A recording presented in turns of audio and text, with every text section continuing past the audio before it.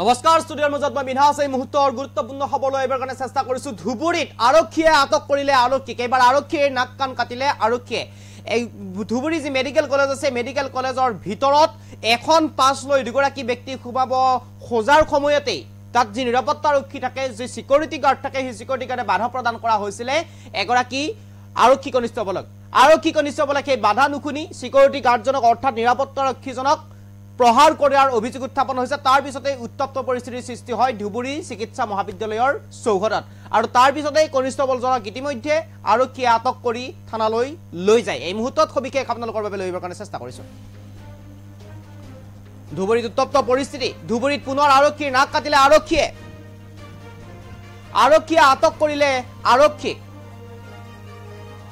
দিন দুপৰতে আৰক্ষীৰ ৰূপত গুণ্ডাগিৰি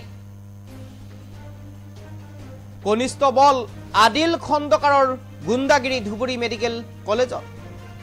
এখন অনুমতি পত্ৰৰে দুজন সুমুৱাৰ চেষ্টা কৰোতে ঘটিল এই অঘটন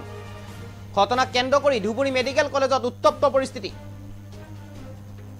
আৰু এই মুহূৰ্তত গুৰুত্বপূৰ্ণ খবৰ লইবৰ কাৰণে চেষ্টা কৰিছো ধুবুৰীত উত্তপ্ত পৰিস্থিতি সৃষ্টি হৈছে ধুবুৰী মেডিকেল কলেজ এণ্ড হাস্পতালত এক উত্তপ্ত পৰিস্থিতি সৃষ্টি হৈছে এখন অনুমতি পত্ৰৰে দুগৰাকী ব্যক্তি খুবাব খোজাতে নিৰাপত্তা ৰক্ষীয়ে বাধা প্ৰদান কৰিছিল আৰু যিগৰাকী নিৰাপত্তা ৰক্ষীয়ে বাধা প্ৰদান কৰা হৈছিল সেইগৰাকী নিৰাপত্তা ৰক্ষীক প্ৰহাৰ কৰাৰ অভিযোগ উত্থাপন হৈছে এগৰাকী কনিষ্টবলৰ কোনোবা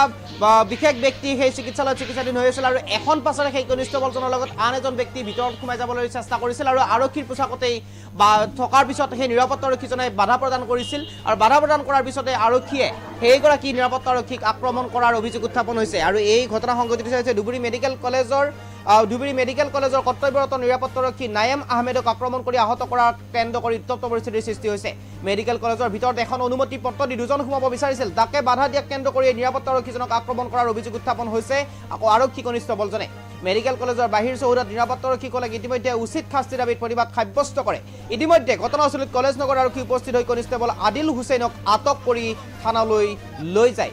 আৰু ইতিমধ্যে এই সমগ্ৰ ঘটনা খবৰ আমি দিবৰ কাৰণে চেষ্টা কৰিছো সমগ্ৰ ঘটনা সন্দৰ্ভত মেডিকেল কলেজ কৰ্তৃপক্ষ ইতিমধ্যে কনিষ্টবলজনৰ বিৰুদ্ধে এজাহাৰ দাখিল কৰে বুলিও জানিব পৰা গৈছে আৰু এই খবৰ ধুবুৰী মেডিকেল কলেজত এনেদৰে এতিয়া প্ৰতিবাদ সাব্যস্ত কৰিছে সকল নিৰাপত্তা ৰক্ষীয়ে নিজৰ দাবী অটল আছে যিগৰাকী সহপাঠী নিৰাপত্তা ৰক্ষীক আক্ৰমণ কৰিছিল সেইগৰাকী সহপাঠীৰ ন্যায়ৰ দাবীত এনেদৰে প্ৰতিবাদ সাব্যস্ত কৰিছে ধুবুৰী মেডিকেল কলেজ এণ্ড হাস্পতালৰ চৌহদত ডিউটি কৰি আছো ডিউটি অৱস্থাত মই গেট পাছ আটকাই আছো তেওঁ আহিছে আহি মোক মই যাব মানা কৰিছোঁ তেওঁ আহি মোক কৰি দিলে ধমকি দি গুচি যাব মই আটকাইছোঁ এনেকুৱা কৰিছোঁ হাতটো কৰাৰ পিছত তেওঁ আহি মোক চিধে মোক মাৰিছে গেট পাছৰ কাৰণে মই আটকাইছোঁ আছিল তাৰমানে পুলিচটো আহি গেট পাছটো তাক দিছে তাৰপিছত এটা মানুহৰ ৰাস্তা আছে তাৰ কাৰণে মই কৈছোঁ অলপ পিছত যাওঁ ডক্টৰ মাৰে পিছত তুমি যাৱা মই এনে কৰিছোঁ অলৰেডি একজন তাতে আছে পেচেণ্ট এটেণ্ডেণ্ট তাৰপিছত মই কৈছোঁ কোৱাৰ পিছত মোক আহি মোক আটকাইছোঁ মোক আহি ইয়াতে মাৰিছে ঘুচি মাৰিছে না এজনো যাব পাৰে দুজন যাব বিচাৰে পুলিচে আহি পুলিচে আটকাও নাই মই গৈছে তেওঁ দেখিলে যাবৰ পিছত আহিছে আৰু পিছত তেওঁ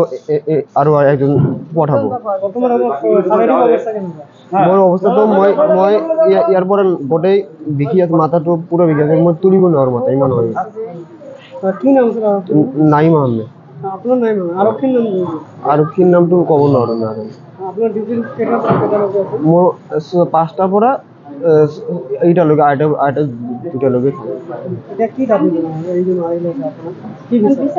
এইটো লাগিব কিবা এটা লাগিব কিন্তু মই যদি ষ্টাফ হওঁ চিকিউৰিটি ষ্টাফ বা কিবা বিচাৰ লাগিব না এনেকুৱা কৰিছে তেওঁ মানে কৰিছে তাই তেওঁ কোনো ইউনিফৰ্মো নাই ডিউটি অৱস্থা নাই তেওঁ আহি মোক মাৰিব চিধে এইটো হ'ব না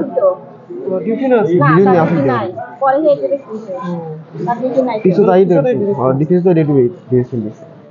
আমাৰ চিকিউৰিটি যাতে ডিপ্লয় আছিল MMW